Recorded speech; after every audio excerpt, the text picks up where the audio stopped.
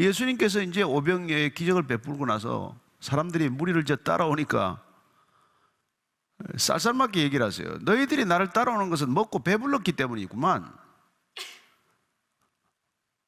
먹는 문제를 해결하기 위해서 나를 따라왔구만. 제발 썩는 양식, 먹고도 죽을 양식을 위해 일하지 말고 이제는 먹고 죽지 않는 양식, 영의 양식, 영원한 생명의 양식을 먹기 위해 살라고 말씀을 하신 것이죠. 그러면서 너희들이 그렇게 살기 위해서는 내 살을 먹고 내 피를 마셔야 된다, 이런 말씀을 하신 거예요. 이건 뭐 우리가 지금 들으면은 이거 성찬 얘기인가?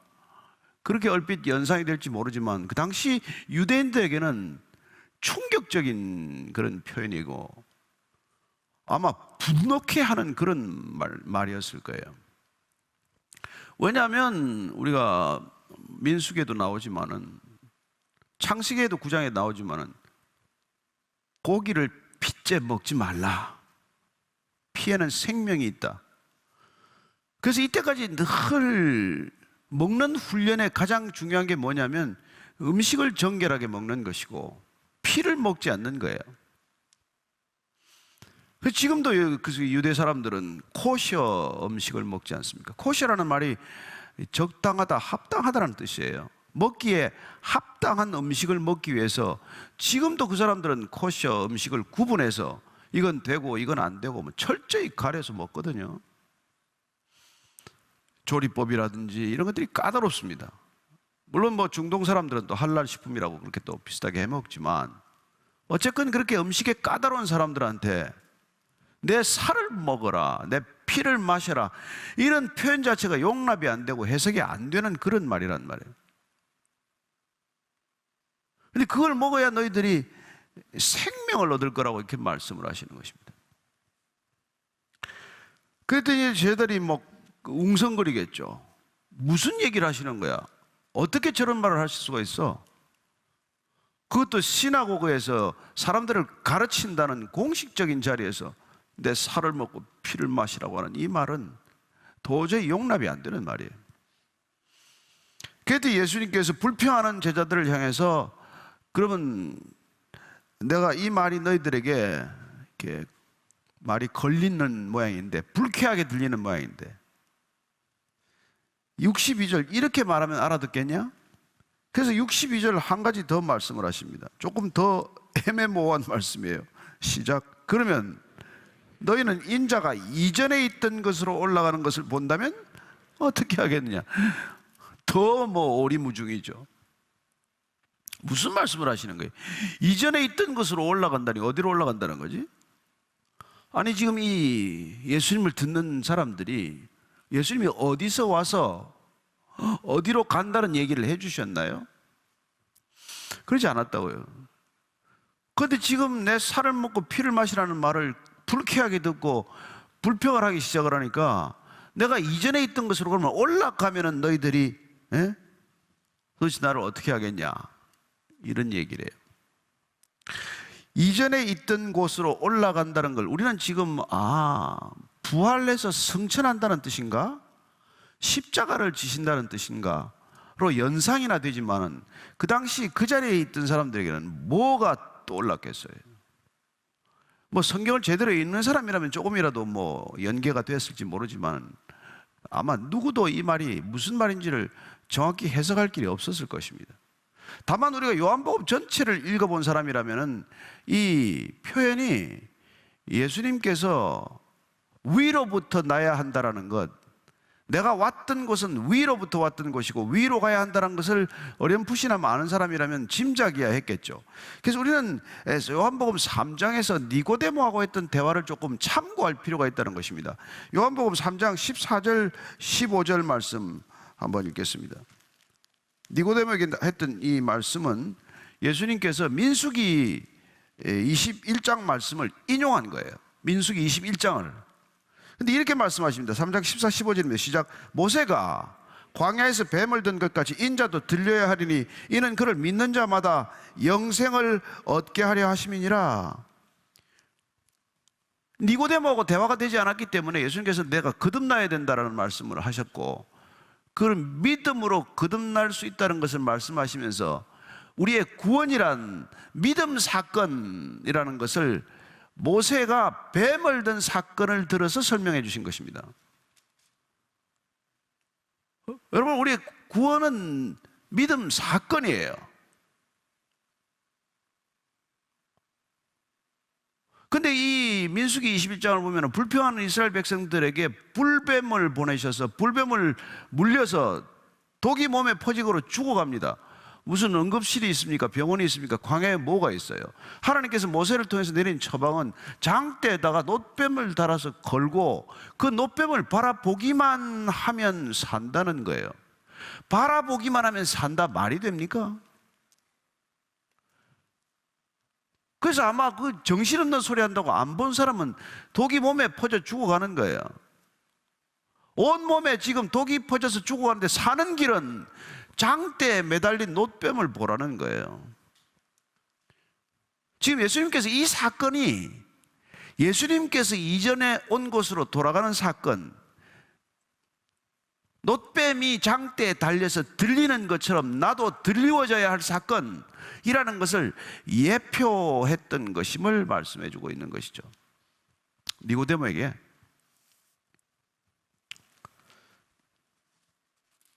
그래서 뱀이 장대에 달려서 들려져야 하듯이 나도 들려져야, 그래야 영생을 얻게 된다는 거예요.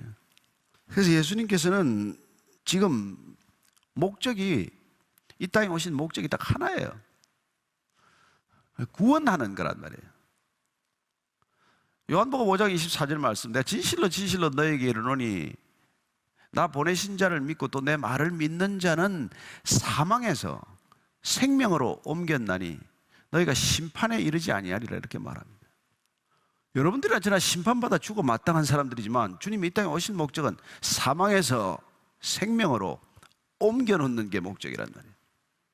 죽음에서 우리를 진정으로 살아있게 하는 것, 그게 목적이에요. 그래서 오늘 예수님께서 계속해서 지금 이렇게 말씀하십니다. 63절 말씀이에요. 시작.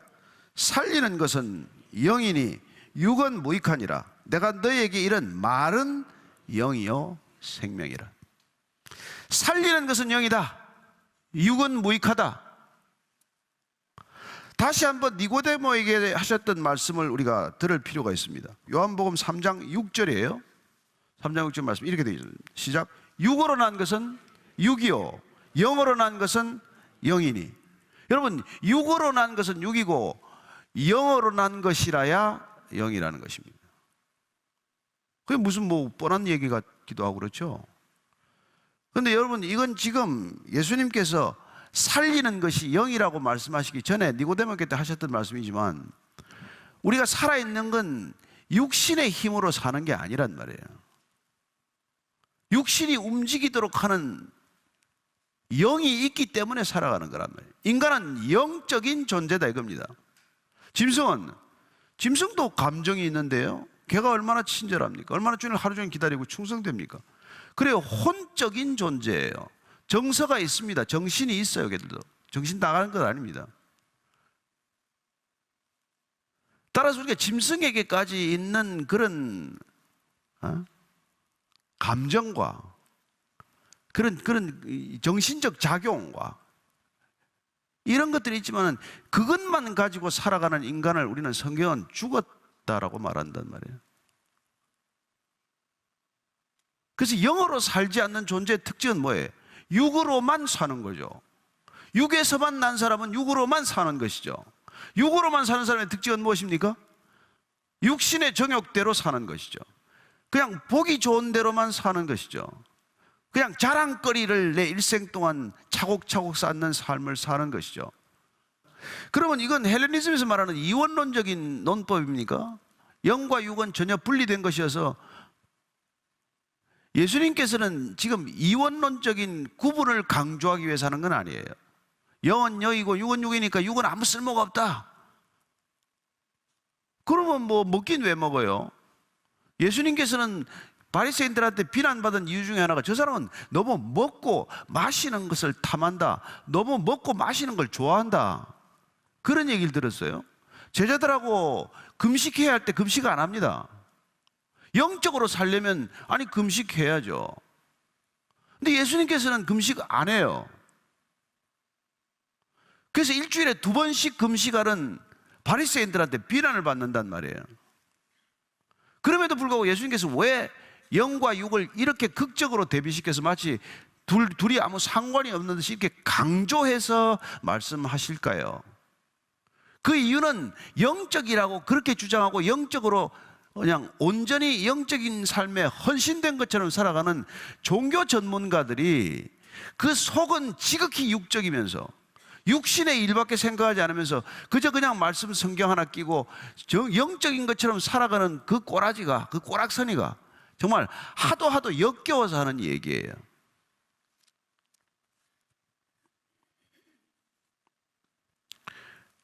그래서 니고데모 같은 그런 당대에서 가장 존경받는 종교인 중에 하나가 찾아와도 야, 넌 거듭나야 돼, 영어로 나야 돼, 새로 태어나야 돼, 그 말을 알아듣습니까? 당대 지성인인데 못 알아듣죠. 왜요? 영이 열려야 영의 말이 들리지, 영이 없으면 영의 말이 무슨 말인지 모른단 말이에요. 그런데 오늘 중요한 말씀은 예수님께서 내가 너희에게 이른 이 말이, 예수님의 말씀이 곧 영이요 생명. 요한복음에서는 생명과 영생을 번갈아 쓰고 있는데 다 같이 조에라고 하는 말씀을 지금 쓰고 있어요. 육신 목숨이 아니고 영으로 온 생명, 영의 생명을 조에라고 한다. 이건 죽지 않는 생명, 신적인 생명이란 말이에요. 혼적인 생명이 아니고 이 신적이고 영적인 생명이 와야 우리는 비로소 영의 일을 이해하게 되고 영적인 사건을 깨닫게 되고 하나님 나라를 사모하게 되고 하나님의 뜻을 분별하게 되고 하나님의 뜻대로 살려고 몸부림치게 된단 말이에요. 근데 그게 없으면 우리는 여러분 뭐 머릿속에 생각하는 게 뭐 돈이죠 뭐. 자, 64절 65절입니다. 시작. 그러나 너희 중에 믿지 아니하는 자들이 있느니라 하시니 이는 예수께서 믿지 아니하는 자들이 누구며 자기를 팔자가 누구인지 처음부터 아심이로라. 또 이르시되 그러므로 전에 너희에게 말하기를 내 아버지께서 오게 하여 주지 아니하시면 누구든지 내게 올 수 없다 하였노라 하시니라. 야, 예수님도 참 대단하시죠. 너희 가운데 지금 믿지 않는 자들이 있다는 걸 처음부터 아신다는 거예요. 그러니까 예수님이 따라다니지만 누가 믿고 따라오는지 누가 안 믿고 따라오는지를 다 아신단 말이죠.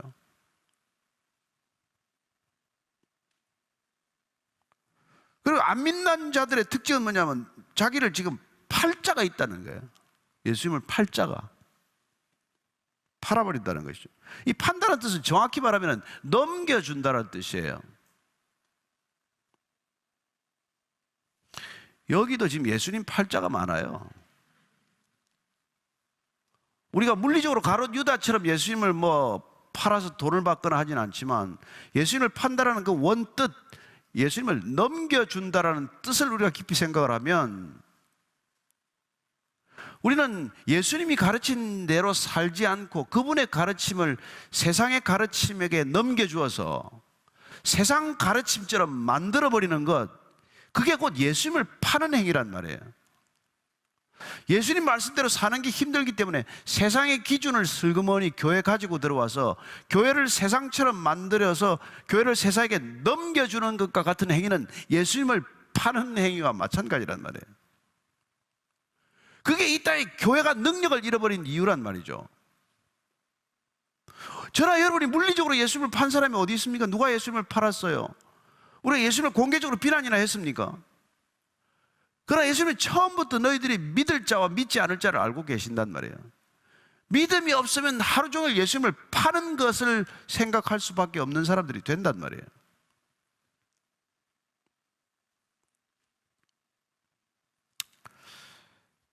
그래서 믿는 거라는 게 내가 믿기로 결정했다고, 처음 저도 그렇게 생각을 했죠. 내가 믿기로 결정했으니까 믿지, 믿고 안 믿고를 누가 결정을 해요? 그러나 신앙 안으로 조금씩 한 발자국씩 들어가면은 믿고 안 믿고도 하나님께서 택하셔서 믿음을 부어주셔야 하나님이 주신 믿음으로 믿어지는 사건을 경험한단 말이죠. 그래서 말도 안 되는 것들이 믿어지기 시작해요. 창조가 여러분, 우리가 원래 처음부터 뼛속 깊이 배운 게 진화론인데 창조가 어떻게 믿어져요? 그러나 그분의 영이 들어오고 그분의 믿음이 들어오면 창조가 하나도 의심이 되지 않아요. 창조로부터 풀려야 모든 게 의심이 풀리죠. 창조가 믿어지는데 그 다음에 믿는 게 어려울 게 뭐가 있어요?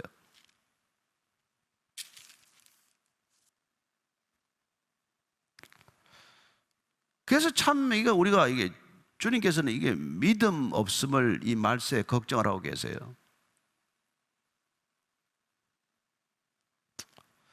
그래서 예수님께서 오늘 우리가 지금 주제 말씀으로 택한 너희도 가려느냐, 이런 질문을 하기 시작하는 겁니다. 66절 67절의 시작. 그때부터 그의 제자 중에서 많은 사람이 떠나가고 다시 그와 함께 다니지 아니하더라. 예수께서 12 제자에게 계시되 너희도 가려느냐. 이렇게 이제 말이 좀 복잡해지니까 됐다, 이만하면 됐다, 난 이제 예수님 빠이빠이다, 끝났다. 많은 사람이 떠났어요. 기적을 보고 많은 사람이 몰렸지만은, 그러나 내 피를 먹고 살을 먹으라고 하니까 많은 사람이 떠나버렸단 말이에요. 결국은 십자가가 오면 다 떠날 사람들이에요. 좀 일찍 떠난 거죠. 다시는 이제 예수님하고 안 다니겠다고 다 이제 뿔뿔이 흩어졌어요. 그런데 예수님께서 택하신 12 제자에게 묻습니다. 너희도 나를 떠나려 가느냐? 너희도 떠나겠느냐? 이때 누가 대답합니까? 신기하게 시몬 베드로가 늘 대답을 해요. 가장 육적인 사람이에요. 끝까지 육적인 사람이에요. 끝까지 예수님 배반했어요. 다만 가롯 유다처럼 자살하지 않고 돌아왔을 뿐이죠. 근데 이게 결정적인 순간에 한 번씩 이렇게 이 영적인 답을 해요. 이게 참 신비란 말이에요. 그래서 예수님께서 주는 그리스도시요 살아계신 하나님의 아들입니다, 이런 대답을 할 때 뭐라고 해요? 야, 너 그거 알게 한 사람이 혈육이 아니라 하늘에 계신데 아버지라야 그걸 알게 한다, 그런 말씀을 해주시죠. 그런데 어쨌든 이번에도 기가 막힌 대답을 하는데 너희도 떠나겠느냐? 그랬더니 66절, 68절, 69절입니다. 시작. 시몬 베드로가 대답하되 주여, 영생의 말씀이 주께 있사오니 우리가 누구에게로 가오리까? 우리가 주는 하나님의 거룩하신 자이신 줄 믿고 알았사옵나이다. 여기 여러분 신앙의 전부가 들어있는 거예요. 우리가 주님께 붙어있는 이유는 영생의 말씀이 있기 때문이에요. 그 영생의 말씀, 아까 예수님께서 내가 내게 이른 말이 곧 영이요 생명이라고 하신 그 말씀을 들었기 때문이다 하겠지만, 그렇게 말씀을 들었다고 즉각 이런 답이 나오지 않아요. 근데 어쨌든 영생의 말씀이 있기 때문에 우리는 믿는 사람이란 말이에요. 그 영생의 말씀이 있기 때문에 우리가 믿을 뿐만 아니라 우리가 하나님이 거룩하신 메시아가 누군지를 알게 되었단 말이에요. 그런데 중요한 걸 이렇게 표현합니다. 우리는 하나님의 거룩하신 자이신 줄을 믿고 알았사옵나이다. 믿고 알게 되었다는 거예요. 예수가 그리스도라는 것은 알고 믿는 게 아니란 말이에요. 알고 믿어지지 않아요. 문제는 믿고 알아가는 일이란 말이에요. 이게 여러분 신앙의 또 하나 비밀이란 말이죠. 우리는 워낙 알아가는 삶, 지식을 습득하는 삶, 지식을 축적하는 삶의 형태에 너무나 익숙하기 때문에 이 신앙마저도 지식적으로 우리가 알아가면 믿게 될 거라고 생각하기가 쉬워요.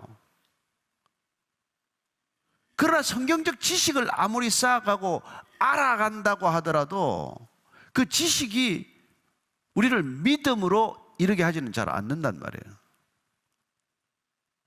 오히려 그 반대인 경우가 많죠. 믿음을 가지고 성경을 지식적으로 연구하다가 믿음을 떠나버린 사람들이 훨씬 많아요. 그런데 오늘 베드로는 주가 예수님이 메시아라는 것은 내가 믿고 알게 되었다는 거라. 순서가 중요합니다, 여러분.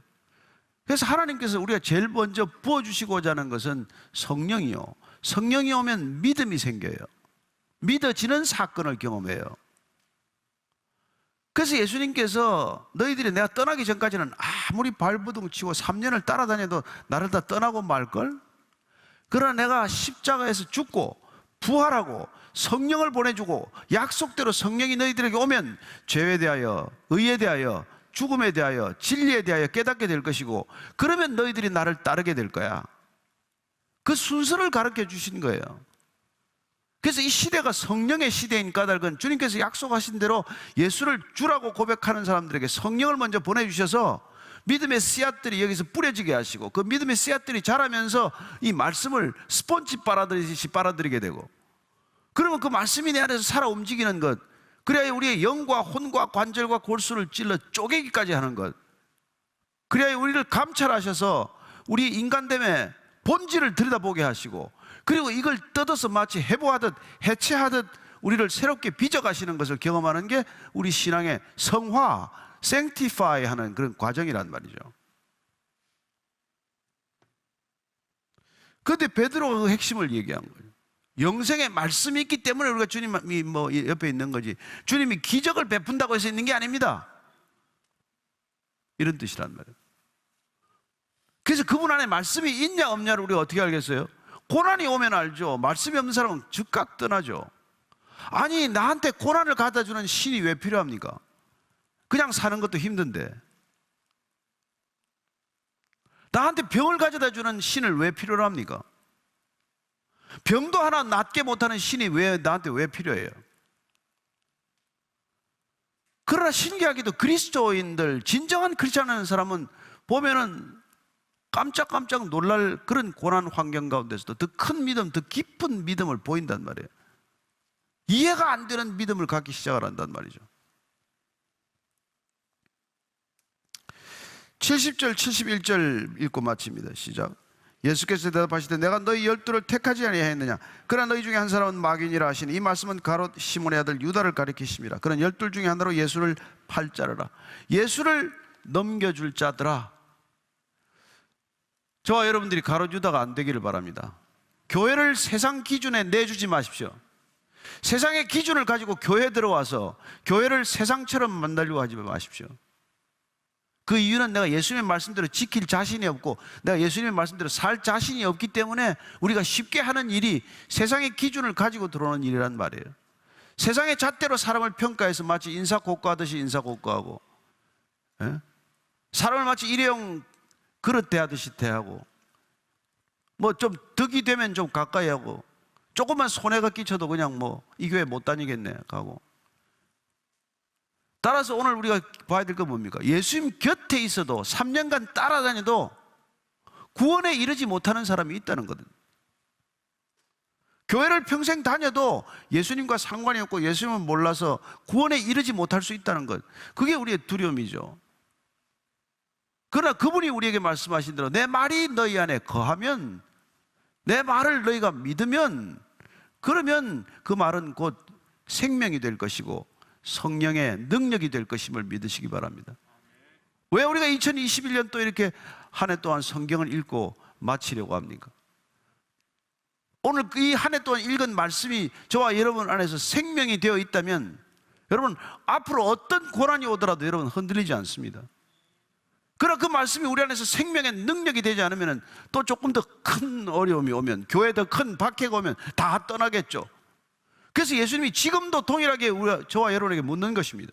너희도 떠나려느냐? 코비드-19이 오면 떠나려느냐? 오미크론이 오면 떠나겠느냐? 더 큰 정치적 박해가 오면 떠나겠느냐? 물어보는 것이죠. 저는 저부터 대답하기를 원합니다. 주님의 말씀이 있기 때문에 어디를 가겠습니까? 우리가 간들 어디를 가겠습니까? 영원히 주님의 말씀 곁에 있겠습니다. 말씀 안에 머물겠습니다. 그렇게 대답하는 저와 여러분들이 되기를 축복합니다. 따라서 올해 우리가 애통하는 자는 복이 있나니로 시작하셨지만은 그런 애통하는 마음을 가지고 한 해 동안 살아오셨다면 그 말씀이 우리 안에서 애통하는 마음을 통해서 주님을 더 깊이 아는 시간이 되었을 것이고, 애통해야 하는 사람들의 손을 붙잡아주는 시간이었을 것이고, 그리고 내년에 다시 어떻게 살지를 말씀 가운데 기대하고 소망하는 연말이 될 줄로 믿습니다. 그 물음에 진지하고 솔직하게 오늘 대답하시는 하루가 되기를 바랍니다. 너희도 떠나려느냐? 대답은 각자의 몫입니다.